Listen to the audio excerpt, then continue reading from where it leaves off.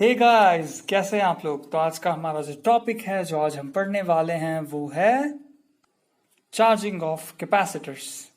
कि कैपेसिटर्स को चार्ज कैसे किया जाए। पिछले क्लास में हमने ये देखा था कैपेसिटर बोलते किसको हैं। हम लोग दो प्लेट्स लेते थे, ये plate number 1, metallic plate number 1, ये metallic plate number 2। Right, these two plates are isolated plates and इसी के सिस्टम को हम लोग क्या बोलते हैं, इसी के सिस्टम को हम लोग बोलते हैं कैपेसिटर। इसी के सिस्टम को हम लोग क्या बोलते हैं, कैपेसिटर। ओके, दो मेटेलिक प्लेट्स हैं, प्लेट नंबर 1, प्लेट नंबर 2, और इनके सिस्टम को हम लोग क्या बोल रहे हैं, कैपेसिटर्स बोल रहे हैं। राइट, अब पिछले क्लास में मैंने आपको ये भी बताया था कि इस प्लेट पे फिर हम पॉजिटिव क्यू चार्ज रख देते हैं, इस पे नेगेटिव क्यू रख देते हैं।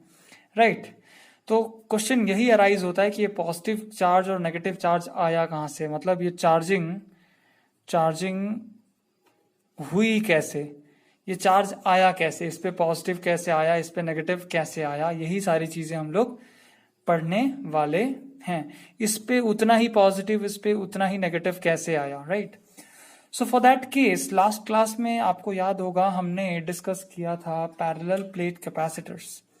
पिछले क्लास में हमने डिस्कस किया था parallel plate capacitor, parallel plate capacitor. और आपको याद होगा पैरेलल प्लेट कैपेसिटर में क्या होता था कि एक प्लेट ऐसे होती थी और एक प्लेट ऐसे होती थी, दो प्लेट्स होती थी, और एक प्लेट पे पॉजिटिव चार्जेस होते थे, राइट, पॉजिटिव क्यू, और एक प्लेट पे नेगेटिव क्यू। ये मान लीजिए पॉजिटिव क्यू है इस पे और इस पे नेगेटिव क्यू है। तो ये बेसिकली था क्या, पैरेलल प्लेट कैपेसिटर था। पिछले क्लास में हमने डिस्कस किया था। तो यही जो सिंबल है, देखो ये सिंबल बन गया ना, ये एक तरह का ऐसे कि दो पैरेलल लाइंस ऐसे और इनके कनेक्शन इनका। तो ये जो सिंबल है ये कैपेसिटर का सिंबल है। This is the symbol of capacitor. ये चाहे कोई भी कैपेसिटर हो, हर कैपेसिटर के लिए यही सिंबल यूज किया जाता है। This is the symbol of all capacitors. This is a symbol of all capacitor. Her capacitor का सिंबल है, ठीक है। चाहे आपका कैपेसिटर पैरेलल प्लेट हो, चाहे आपका कैपेसिटर सिलेंड्रिकल हो, चाहे आपका कैपेसिटर स्पेरिकल हो, चाहे आपका कैपेसिटर रैंडम शेप हो, एनीथिंग, सिंबल आपको हमेशा यही यूज करना है। तो टॉपिक है हमारा चार्जिंग ऑफ कैपेसिटर, कि इस कैपेसिटर की प्लेट पे पॉजिटिव चार्ज कैसे आया, इस कैपेसिटर की प्लेट पे नेगेटिव चार्ज कैसे आया। तो उसके लिए पहले मैं एक सर्किट ड्रॉ कर लेता हूं। तो यहां पे हम लोग चार्जिंग सर्किट ड्रॉ कर लेते हैं। Charging circuit for capacitor, right.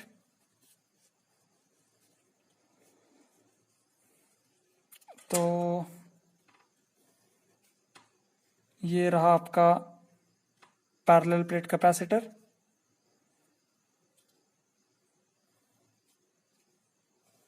ये रही आपकी बैटरी या सेल। ये रहा आपका स्विच। ठीक है, this is your capacitor. Okay,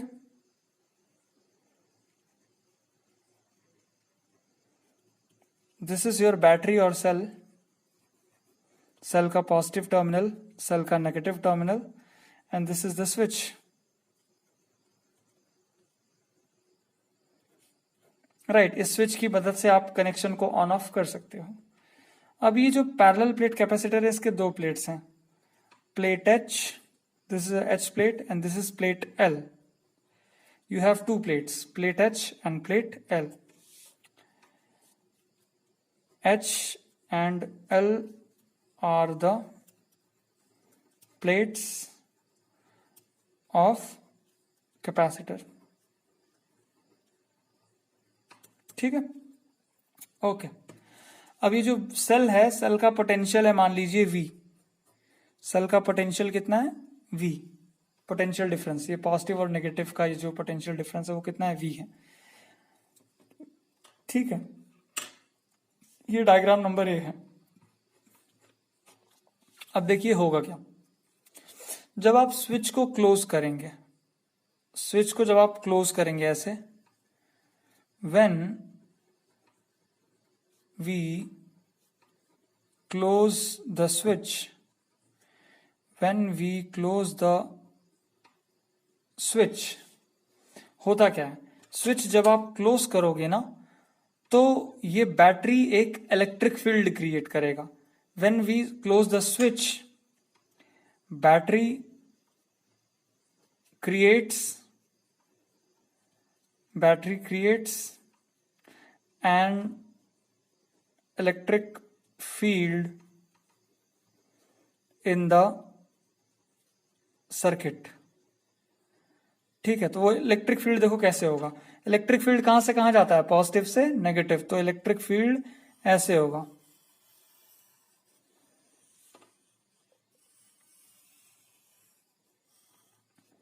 positive से निकल रहा है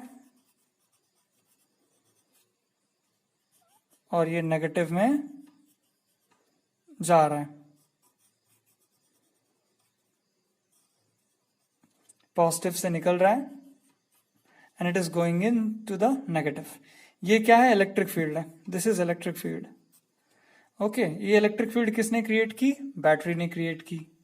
this electric field is created by whom, by battery of the circuit.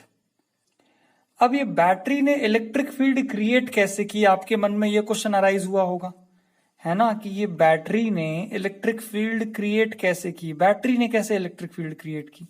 तो उसके लिए आपको केमिस्ट्री में जाना पड़ेगा, इलेक्ट्रोकेमिस्ट्री में, राइट। इलेक्ट्रोकेमिस्ट्री में जब आप पढ़ोगे कि बैटरी जो है, बेसिकली ये जो आपकी बैटरी है वो है क्या, उसमें कौन सा फोर्स होता है,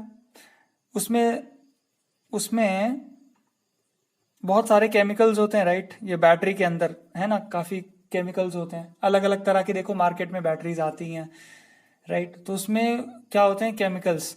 तो बेसिकली बैटरी के अंदर ये जैसे बैटरी है ये, इसके अंदर होता है electrochemical reaction, electrochemical reaction battery के अंदर होता है, और इस इलेक्ट्रोकेमिकल रिएक्शन के वजह से फोर्सेस जनरेट होते हैं, राइट।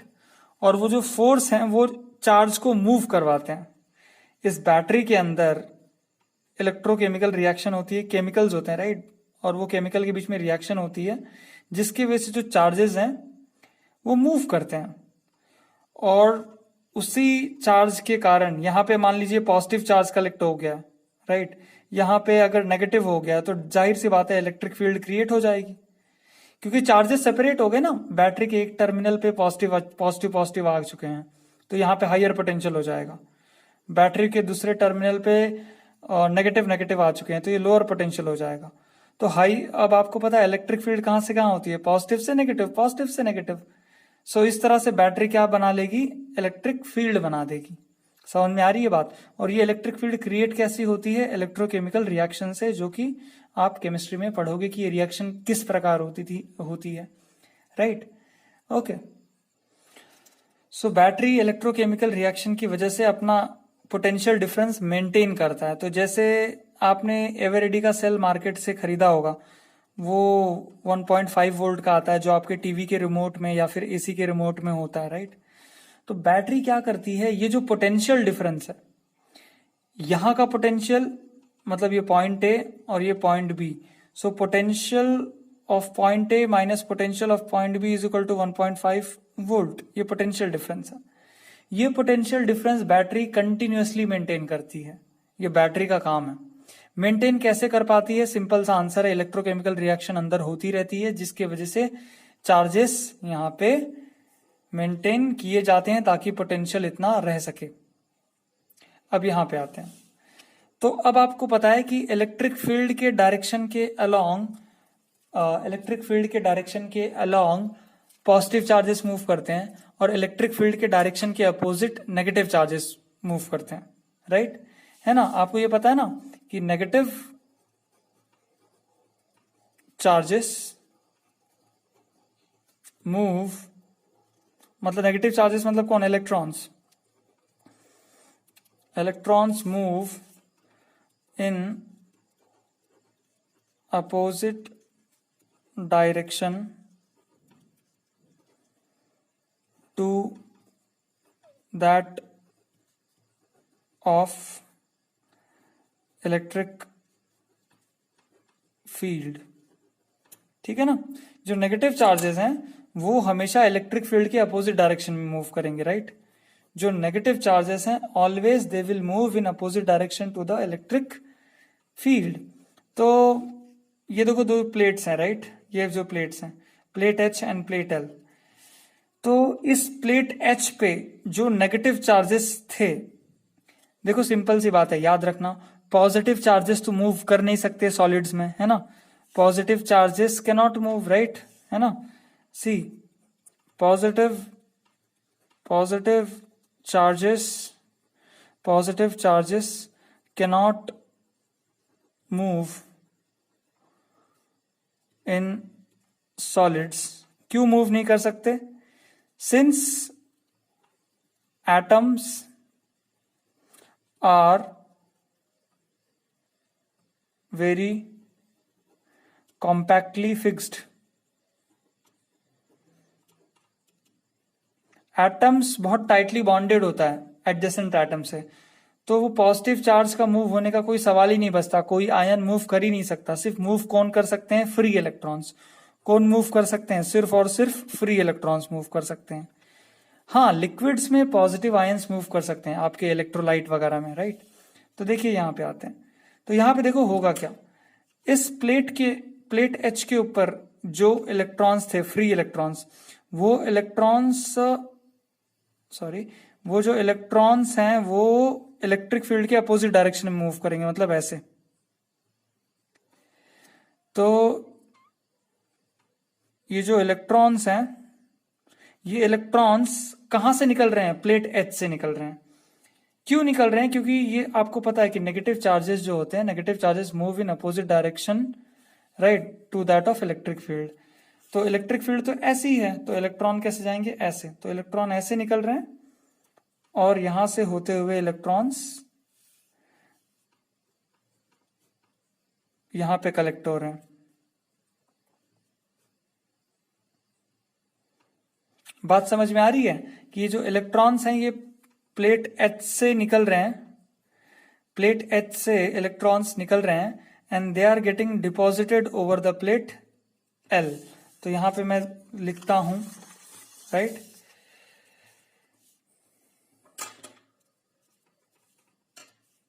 सी इलेक्ट्रिक फील्ड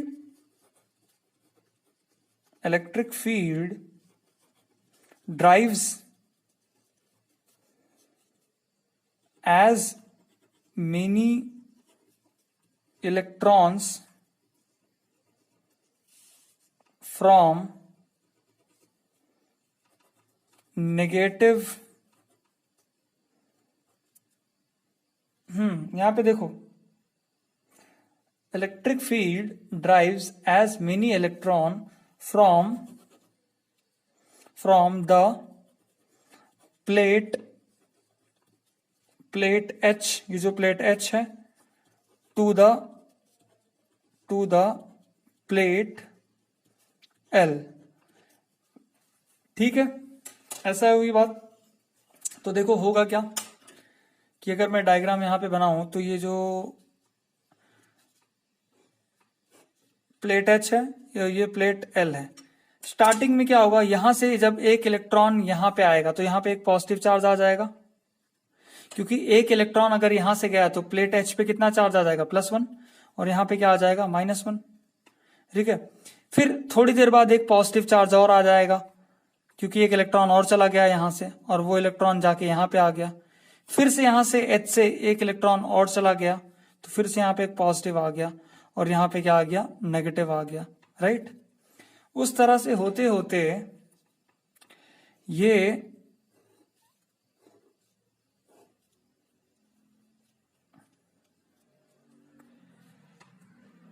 जो प्लेट H है, ये जो प्लेट L है, right, this plate H end plate L, right. तो ये प्लेट एच पे बहुत सारे पॉजिटिव डेवलप्ड हो गए हैं। ये पॉजिटिव डेवलप क्यों हुए हैं? Due to the deficiency of electrons. और यहां से जो इलेक्ट्रॉन्स निकले वो गए कहाँ पे? प्लेट एल पे चले गए। तो यहाँ पे है ये प्लेट एल, यहाँ पे क्या है? ये प्लेट एल है, राइट। ओके, अब ये सर्किट अगर मैं कंप्लीट करूं, ये आपका सेल था,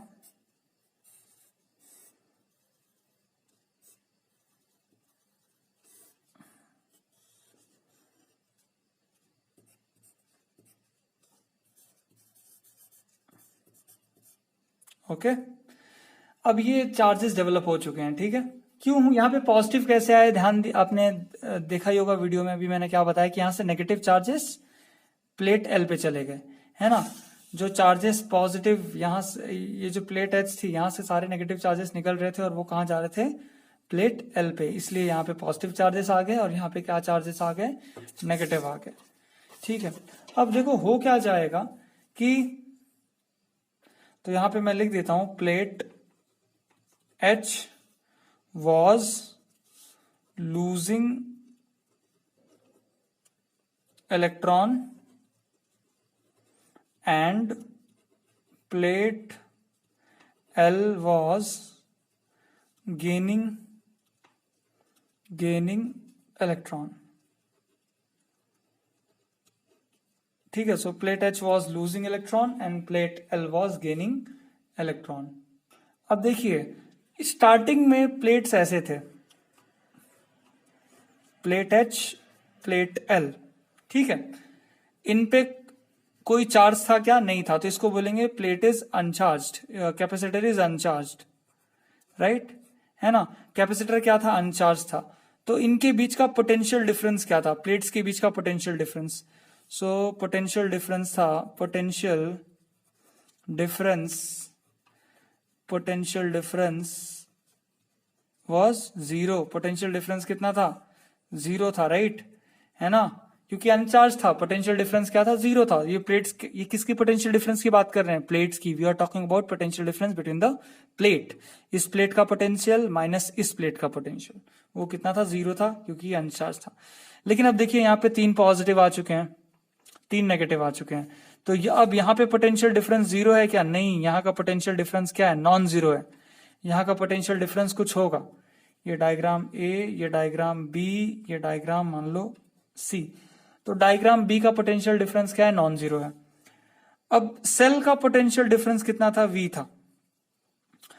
तो जो प्लेट एच है वहां से इलेक्ट्रॉन निकल के कहां जा रहे थे? प्लेट एल पे। ये तब तक जाएगा जब तक प्लेट एच का पोटेंशियल और इस बैटरी का पॉजिटिव पोटेंशियल सेम ना हो जाए।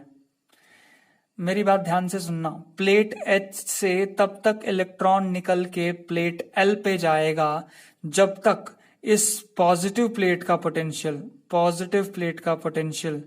ठीक है, पॉजिटिव प्लेट का पोटेंशियल इस बैटरी के पॉजिटिव टर्मिनल के इक्वल ना हो जाए और इस नेगेटिव प्लेट का पोटेंशियल इस बैटरी के नेगेटिव टर्मिनल के इक्वल ना हो जाए। मतलब ये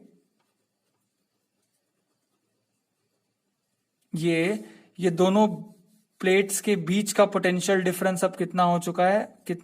V, राइट। तो ये दोनों जो प्लेट्स है ना, इन दोनों प्लेट्स के बीच का पोटेंशियल डिफरेंस कितना हो चुका है? V हो चुका है, which is equal to the potential difference of cell. So now potential difference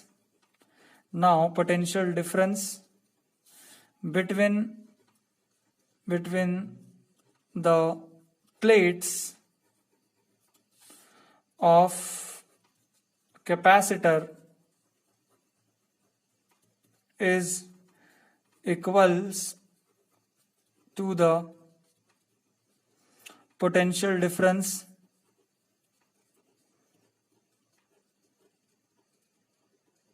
of the cell।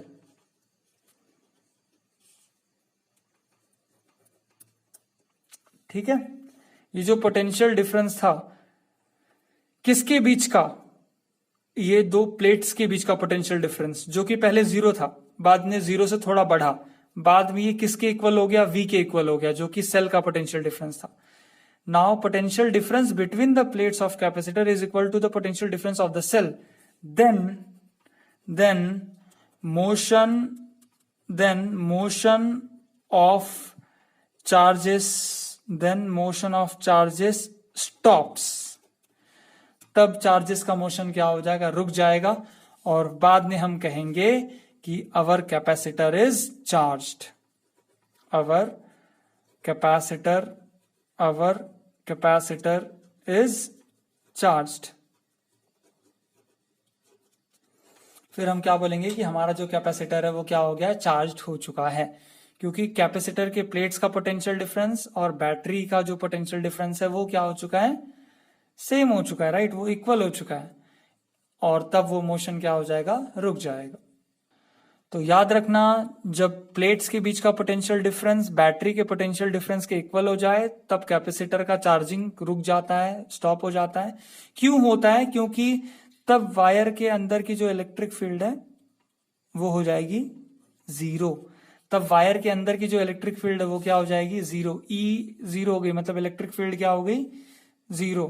तो अब इलेक्ट्रॉन्स मूव नहीं कर सकते, क्योंकि बैटरी जो फील्ड बना रहा है ऐसे, राइट, इलेक्ट्रिक फील्ड पॉजिटिव से नेगेटिव, बट ये कैपेसिटर भी बनाने लगेगा पॉजिटिव से नेगेटिव, तो ये दोनों की जो इलेक्ट्रिक फील्ड है ये क्लैश होती हैं, और नेट इलेक्ट्रिक फील्ड कितनी हो जाएगी, 0। तो अगर नेट इलेक्ट्रिक फील्ड 0 हो गई तो चार्जेस मूव करना स्टॉप कर देंगे। तो बेसिकली इस तरह से कैपेसिटर चार्ज होता है। अब आप एक बात आप ध्यान दीजिए कि जब यहां से एक बात गौर करने वाली क्या है कि अगर ये ले हम लोग माने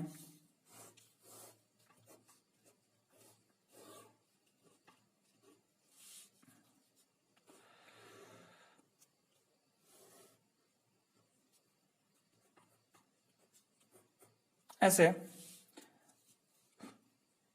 तो ये जो इलेक्ट्रिक फील्ड सेट करेगा ये सेल वो ऐसे करेगा, राइट, ये इलेक्ट्रिक फील्ड है। तो आपके इलेक्ट्रॉन्स, ये प्लेट H ये प्लेट L, इलेक्ट्रॉन्स कहां से जाएंगे, यहां से इलेक्ट्रॉन्स निकलेंगे, सॉरी ये मैं इलेक्ट्रॉन्स यहां से निकलेंगे, इलेक्ट्रॉन्स क्योंकि इलेक्ट्रिक फील्ड की अपोजिट डायरेक्शन में मूव करते हैं, तो ये इलेक्ट्रॉन्स ऐसे जा रहे हैं, राइट। तो थोड़ी देर बाद क्या होगा, थोड़ी देर बाद आपको पता है ये जो प्लेट H और L है ये इस तरह से हो जाएगी, ये प्लेट H ऐसे, ये प्लेट L, यहां से एक इलेक्ट्रॉन चला गया तो यहाँ पे चार्ज क्या आ गया, पॉजिटिव, और यहाँ ये इलेक्ट्रॉन जाके कहाँ बैठेगा, L पे आ जाएगा, है ना, तो यहाँ पे आ जाएगा नेगेटिव। अब देखिए प्रॉब्लम क्या हो जाएगी कि ठीक है पहला इलेक्ट्रॉन आने में कोई दिक्कत नहीं हुई, लेकिन जब यहां से दूसरा इलेक्ट्रॉन आएगा, फिर से दूसरा इलेक्ट्रॉन जब आएगा, दूसरा इलेक्ट्रॉन, तो यहां पे ऑलरेडी एक इलेक्ट्रॉन है, यहां पे क्या है, ऑलरेडी एक इलेक्ट्रॉन है, ये इलेक्ट्रॉन उस दूसरे इलेक्ट्रॉन को रिपेल करेगा। ये जो इलेक्ट्रॉन यहां पे ऑलरेडी है वो दूसरे वाले इलेक्ट्रॉन को क्या करेगा, रिपेल करेगा, क्या करेगा, रिपेल करेगा, मतलब वो दूसरे इलेक्ट्रॉन को आने देना नहीं चाहता, बट वो दूसरे इलेक्ट्रॉन को जबरदस्ती बैटरी लेके जाएगा, मतलब battery will perform work done on charges. Battery will perform work done on the charges, and this work done will get stored in the form of electric potential energy of capacitors। ठीक है, तो negative यहां आ जाएगा, positive यहां, फिर एक negative यहां पे आ गया, फिर एक पॉजिटिव यहां, बट तो ये वर्क डन करना पड़ेगा, राइट, बैटरी को चार्जेस को यहां से यहां लाने के लिए, H से L पे लाने के लिए, और वही जो वर्क डन है वो वर्क डन जो है वो इलेक्ट्रिक पोटेंशियल एनर्जी के फॉर्म में स्टोर्ड हो जाएगा। तो इस तरह से चार्जिंग होती है कैपेसिटर की। बस आपको याद रखना है कि कैपेसिटर को चार्ज हम लोग कब बोलेंगे, फुल चार्ज कब हो चुका है, जब बैटरी का जो ये पोटेंशियल डिफरेंस है ये और ये प्लेट्स का जो पोटेंशियल डिफरेंस है, जब वो मैच कर जाएगा तो नेट इलेक्ट्रिक फील्ड जीरो हो जाएगी और चार्जिंग हम वहां पे रुक जाएगी, हम बोलेंगे आवर कैपेसिटर इज चार्ज्ड। हमारा जो अगला सेक्शन है वो है कैलकुलेशन वाला, थोड़ा सा calculation of capacitance, calculation of capacitance. Okay, ठीक है।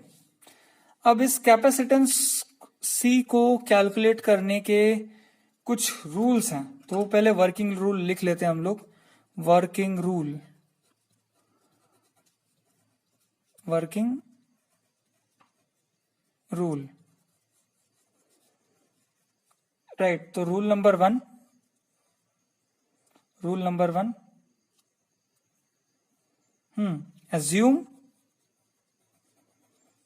assume a charge Q on the plates। ठीक है, पहले अज्यूम करो कि प्लेट्स पे चार्ज कितने हैं, Q। एक प्लेट पे पॉजिटिव Q होगा, एक प्लेट पे नेगेटिव Q होगा। सेकंड क्या करना है आपको, calculate the electric field, calculate the electric field E between the plates, calculate the electric field E between the plates in terms of this charge using Gauss law. ये procedures आप लोग लिखते चलिए, ये प्रोसीजर हम लोग हर कैपेसिटर में follow करेंगे सी निकालने के लिए। सबसे पहले एज्यूम करेंगे कि कैपेसिटर प्लेट पे चार्ज कितना है, Q। सेकेंड थिंग क्या है कि इलेक्ट्रिक फील्ड और चार्ज Q के बीच में रिलेशन बिल्टअप करेंगे with the help of Gauss law, right. And number 3, third part है नोइंग E जब आपको पता चल जाएगा, we will calculate potential difference, we will calculate potential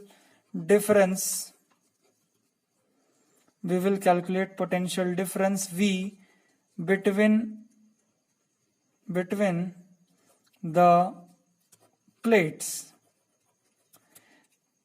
देखिए ये जो गॉस लॉ है ये तो आपको पता है, ये गॉस लॉ आप क्या यूज करोगे, E dot D A is equal to Q upon epsilon naught, और यहाँ पे E और पोटेंशियल के बीच का जो फॉर्मूला बताने वाला है वो क्या है, delta V is equal to minus integral initial limit to the final limit E dot D S, this is a formula, right. हाँ, और जो लास्ट स्टेप वो है calculate C from the formula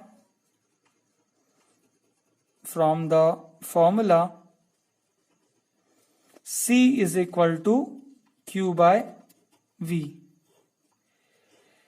ये 4 स्टेप हम लोग हर कैपेसिटेंस को find out करने के लिए यूज करेंगे। पहले अज्यूम करेंगे कि प्लेट पे चार्ज कितना है, Q है। अगला काम क्या होगा, इलेक्ट्रिक फील्ड और चार्ज के बीच में रिलेशन डेवलप करेंगे with the help of Gauss law. तीसरा काम क्या होगा, एक बार इलेक्ट्रिक फील्ड पता चल गया, ठीक है, फिर पोटेंशियल डिफरेंस निकाल लेंगे डेल्टा वी, और उसके बाद ये जो फॉर्मूला ऑलरेडी हमने डिराइव किया है C is equal to Q by V, यहाँ पे पुट कर देंगे, V की यहाँ पे Q की वैल्यू पुट कर देंगे और V की वैल्यू पुट कर देंगे। ये V बेसिकली क्या है, पोटेंशियल डिफरेंस है, डेल्टा V है, तो हमको क्या मिल जाएगा, C। ये बेसिकली क्या है, पोटेंशियल डिफरेंस है। तो हमारा टास्क यहाँ पे वही है कि हमको C पता करना है। तो ये 4 स्टेप्स हमको फॉलो करने हैं। ये चारों स्टेप्स को एक बार आप अच्छे से लिख लीजिए, देख लीजिए, फिर हम लोग शुरू करते हैं।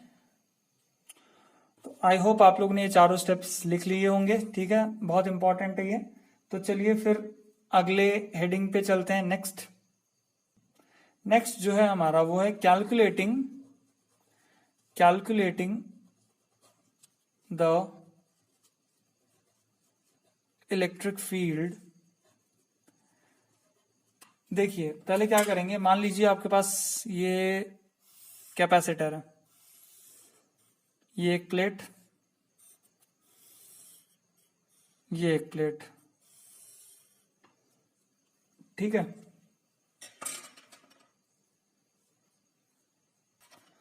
इस प्लेट पे मान लीजिए पॉजिटिव चार्ज है,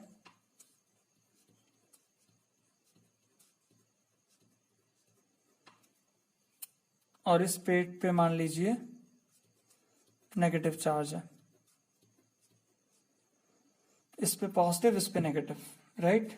सो वी हैव टू प्लेट्स, एक प्लेट पे पॉजिटिव चार्ज है, एक प्लेट पे नेगेटिव चार्ज है।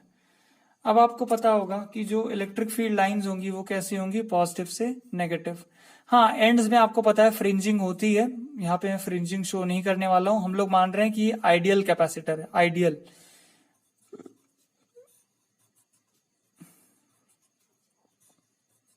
So these are the electric field lines. Okay, तो ये इलेक्ट्रिक फील्ड लाइंस मैंने ड्रॉ कर दी है।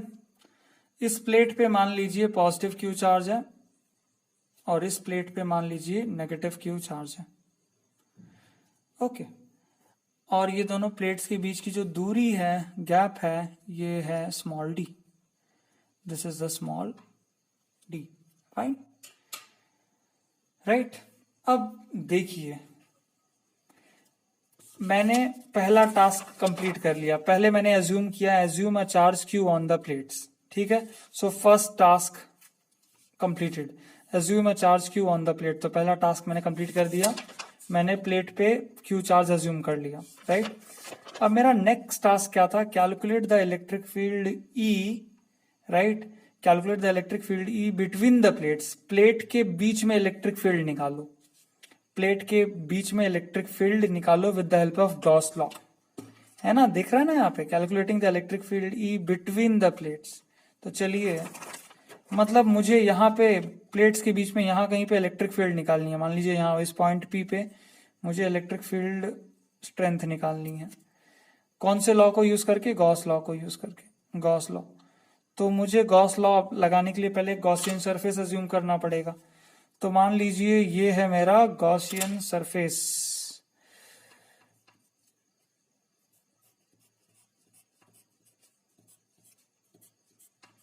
तो ये ब्लैक पेन से मैं शो करता हूं।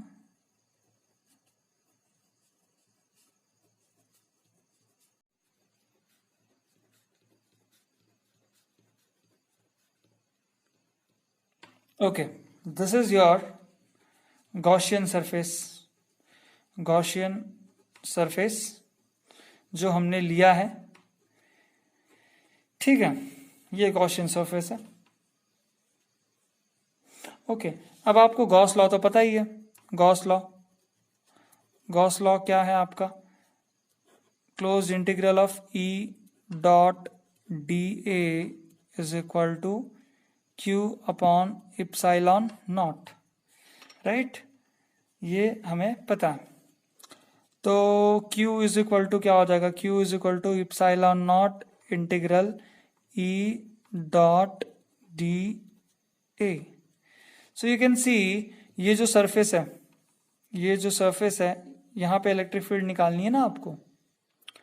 हाँ, तो ये जो फॉर्मूला है, राइट, अगर आप ये सरफेस को ध्यान दें, ये जो सरफेस है, this surface if you take this surface, right, this surface if you take, right, ये वाला गॉसियन सरफेस जो है, तो यहाँ पे आपको देखोगे कि इलेक्ट्रिक फील्ड इस डायरेक्ट ऐसे है ना, और एरिया वेक्टर भी इस सरफेस का कैसे है, ऐसे ही है।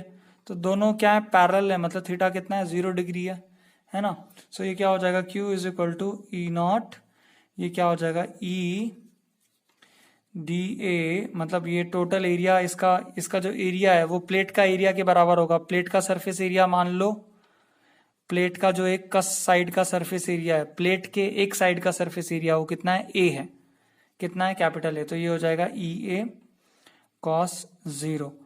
तो क्यू कितना हो जाएगा, क्यू हो जाएगा इप्सिलॉन नॉट ई ए, ये हो जाएगा क्यू। तो तुमने इलेक्ट्रिक फील्ड क्यू के फॉर्म में निकाल ली कि इलेक्ट्रिक फील्ड क्या आई, इलेक्ट्रिक फील्ड आई है Q upon epsilon naught A. Electric field तुमने क्यू के फॉर्म में निकाली है, क्या आई है, हाँ, E is equal to Q upon epsilon naught A. देखिए यहाँ पे electric field vector and area vector are parallel to each other. यहां पैरेलल है ना, देखिए इलेक्ट्रिक फील्ड ऐसे है और एरिया वेक्टर भी इस गॉसियन सरफेस को परपेंडिकुलर ही होता है ना, तो वो भी ऐसे है, तो दोनों पैरेलल हो गए, राइट, दोनों क्या है, पैरेलल हैं। ये एरिया वेक्टर है, ये आपको दिख रहा होगा ये, और ये इलेक्ट्रिक फील्ड वेक्टर जो पेंसिल से ड्रॉ किया है मैंने, दोनों पैरेलल है। तो इसलिए यहाँ पे cos 0 आ गया और Q की वैल्यू कितनी आ गई, इप्सिलॉन नॉट ई ए। तो सेकेंड स्टेप भी हो चुका है आपका। यही बोला था ना कि calculate electric field between the plate in terms of charge Q के फॉर्म में, तो सेकेंड स्टेप भी डन हो गया। अब थर्ड स्टेप है कि आपको इलेक्ट्रिक फील्ड पता चल चुका है, पोटेंशियल डिफरेंस निकालो। तो थर्ड स्टेप करते हैं, स्टेप नंबर 3। स्टेप नंबर 3 में क्या है, calculate potential difference. So calculate the potential difference, right, delta V और simply V you can say. अभी सभी को आपको ये फॉर्मूला पता है, राइट, कौन सा फॉर्मूला जो हमने पढ़ा था, final potential minus initial potential is equal to minus of integral from initial limit I to the final limit f E dot dA. This formula you may be familiar with, right? Already we have seen this formula number of times. तो अब आपको E तो पता चल गया है ना, यहाँ से E you know, right, है ना, sorry this is DS, sorry DA लिख दिया मैंने, ये DS होता है, ठीक है, DS ये क्या होता है, DS, तो यहां लिख देता हूं DS, okay, it's a DS, okay. तो अब देखिए मैं क्या करता हूं, फिर से वो प्लेट ड्रॉ कर रहा हूं, ये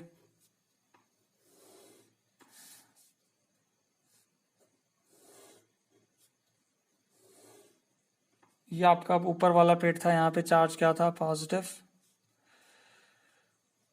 यहाँ पे चार्ज क्या था, नेगेटिव,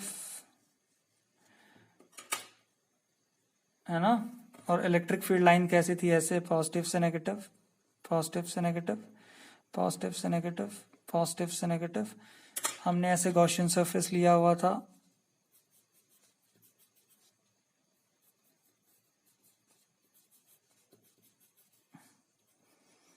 ऐसे, और हमने E का एक फॉर्मूला बना लिया था। E का फॉर्मूला क्या आया था, Q upon epsilon naught A, ये फॉर्मूला हमने डिराइव किया था, E is equal to Q upon epsilon naught A, okay. अब ये दो प्लेट्स के बीच का जो गैपिंग है वो कितना है, small d, right. Electric field की डायरेक्शन कैसी है, ऊपर से नीचे, और ये गॉसियन सरफेस का यहाँ का जो एरिया वेक्टर है वो कैसे है, ऐसे है, राइट, जो कि इसलिए मैंने थीटा इज इक्वल टू क्या लिखा था, 0, ओके। अब देखिए ये फॉर्मूला का यूज करेंगे, ये फॉर्मूला मैं दोबारा से लिखता हूं यहाँ पे, final potential minus initial potential is equal to minus integral initial point to final point E dot ds।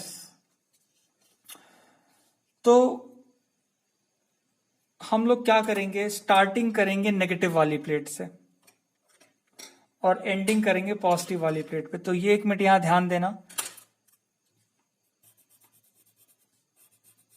हम लोग कहां से कहां जाने वाले हैं, हम लोग, this is our initial point I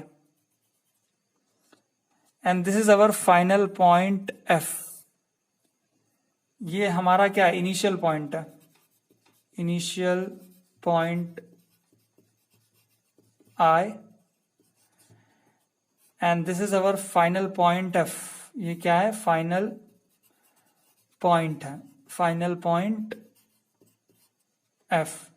और ये जो रास्ता है ना, आप ऐसे जा रहे हो सीधा, ये जो रास्ता है इसको बोलेंगे पाथ ऑफ इंटीग्रेशन। क्या बोलेंगे? Path of integration. अब आपको पता है इलेक्ट्रिक फोर्स जो होता है वो कंजर्वेटिव फोर्स होता है, तो चाहे आप यहां से ऐसे ऐसे जाओ, चाहे यहां से ऐसे ऐसे जाओ, ठीक है ना,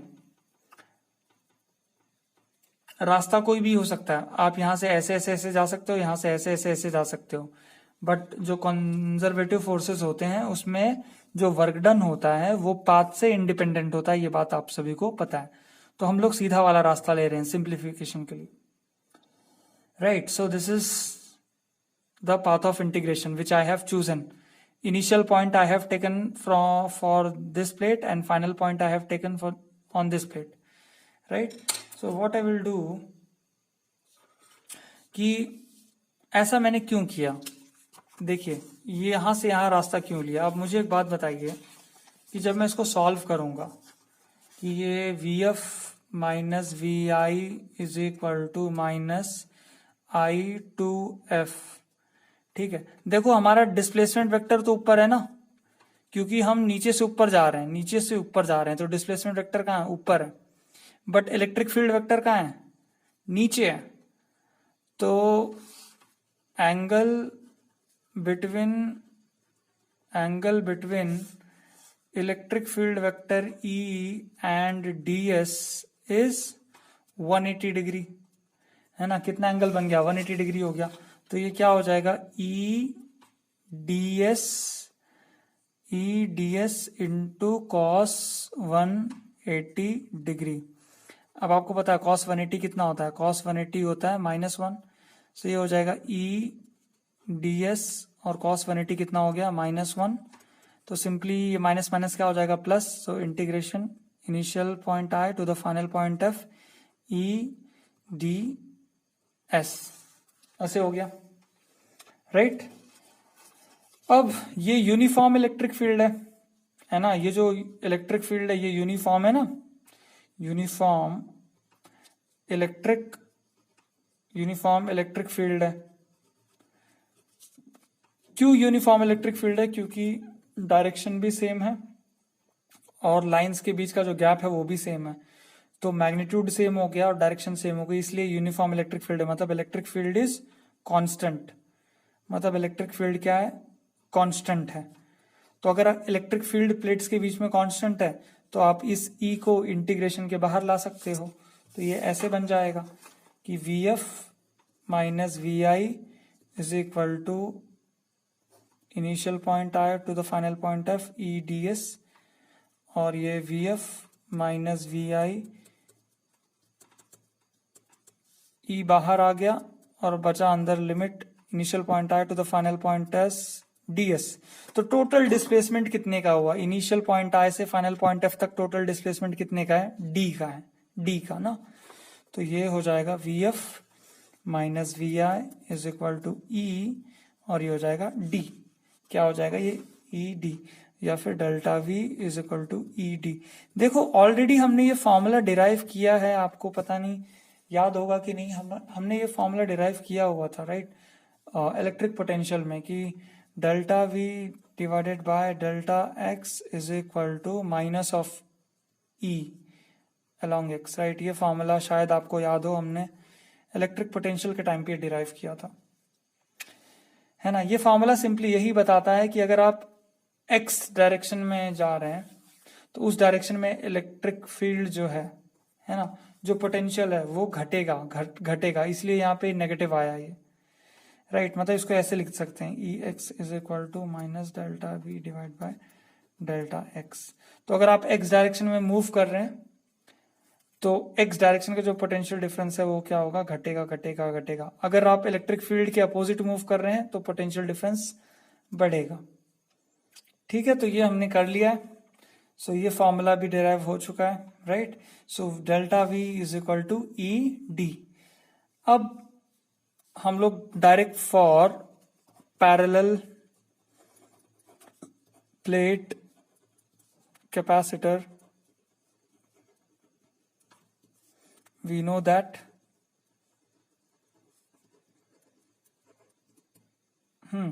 C इज इक्वल टू क्या होता है, C इज इक्वल टू होता है Q बाय V, राइट। अब Q ऑलरेडी हमने निकाला हुआ है, Q कितना आया था हमारा, रिमेंबर Q कितना आया था, Q ये आया था, पैरेलल प्लेट कैपेसिटर के लिए निकाला है ना हमने, ये पैरेलल प्लेट ही तो है ये। Q कितना आया था, Q आया था इप्सिलॉन नॉट E A, ये आया था Q, है ना। Q की वैल्यू देखो कितनी आई थी, इप्सिलॉन नॉट E A। उसके बाद V मतलब ये पोटेंशियल डिफरेंस है, ये V क्या होता है बेसिकली, ये होता है पोटेंशियल डिफरेंस, ये क्या होता है पोटेंशियल डिफरेंस। तो ये यहीं से दिख रहा है आपको, ये क्या है ED है, ये क्या है ED है, तो EE क्या हो गया कैंसिल। तो कैपेसिटेंस कितना आया, C is equal to epsilon naught A by D।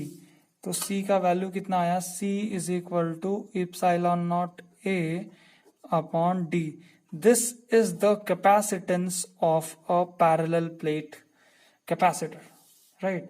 This is, इसको मैं नेक्स्ट पन्ने पे लिखता हूं, C is equal to epsilon naught A by D। तो C is equal to epsilon naught A by D। This is the capacitance, this is the capacitance of a parallel plate capacitor. This is the capacitance of parallel plate capacitor. So आपको दिख रहा है ये तो constant है, epsilon not तो constant है, तो you can write capacitance is directly proportional to A, right, and capacitance is inversely proportional to the distance between the plates. मतलब ये जो प्लेट्स थी ना आपकी, ये एक प्लेट और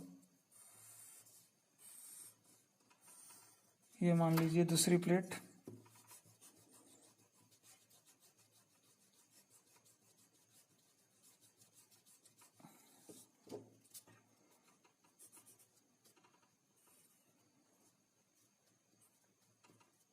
ठीक है, ये एक प्लेट हो गई और ये दूसरी वाली प्लेट, ठीक है। और ये प्लेट के बीच का गैप कितना है, इस प्लेट के बीच का गैप है D, ये दोनों प्लेट्स के बीच का, ये plate number 1, this plate number 2, ये क्या है पैरेलल प्लेट कैपेसिटर है, क्या है दोनों पैरेलल प्लेट कैपेसिटर। और इस प्लेट का, एक प्लेट का जो सरफेस एरिया है वो कितना है, A है सरफेस एरिया, ठीक है। A क्या है आपका सरफेस एरिया, राइट। तो अगर आप सरफेस एरिया बढ़ाते हो तो आपके कैपेसिटर का कैपेसिटेंस बढ़ जाएगा, ठीक है। अगर आप इस स्पेसिंग को, ये जो D को स्पेसिंग बोल रहे हैं, अगर इस आप D को घटाते हो तो आपका कैपेसिटेंस बढ़ जाएगा, अगर आप D को बढ़ाते हो तो आपका कैपेसिटेंस घट जाएगा। So by this way you can increase और decrease the capacitance of your capacitor, right, ठीक है। तो यहां से देखो एक बात तो तय हो गई कि C जो है वो किन चीजों पे डिपेंड करता है। पिछले वीडियो में मैंने आपको बताया था कि C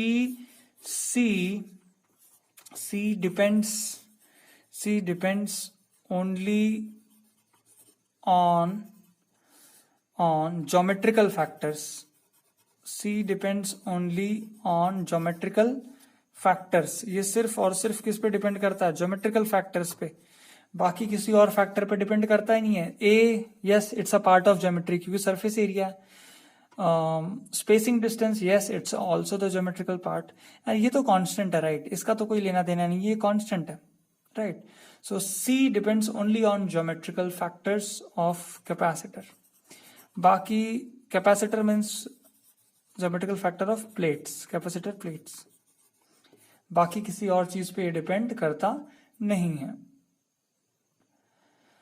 तो सेम प्रोसीजर आपको फॉलो करनी है सारे कैपेसिटर्स में ये C निकालने के लिए। ये तो अभी हमने पैरेलल प्लेट कैपेसिटर की बात की, इसी तरह से सिलेंड्रिकल कैपेसिटर है, स्पेरिकल कैपेसिटर है, आइसोलेटेड स्पेरिकल कैपेसिटर है। तो ये सारे कैपेसिटर्स में ये जो हमने यूज किया है वर्किंग रूल। ये वर्किंग रूल सारे कैपेसिटर में फॉलो करना है। पहला रूल कहता है कि क्यू चार्ज एज्यूम कर लो। दूसरा रूल कहता है कि इलेक्ट्रिक फील्ड और चार्ज के बीच में रिलेशन फाइंड आउट कर लो with the help of Gauss law. तीसरा रूल कहता है, मतलब third part of the rule, it says built a relation between the electric field and the potential difference. And last जो आपका है वो कहता है कि ये फॉर्मूला आपको पता है, Q का वैल्यू डाल दो और V का वैल्यू डाल दो, आपको क्या मिल जाएगा, C मिल जाएगा। That is how you get the capacitance of the capacitor. Okay, next video में मिलते हैं, तब तक के लिए बाय बाय।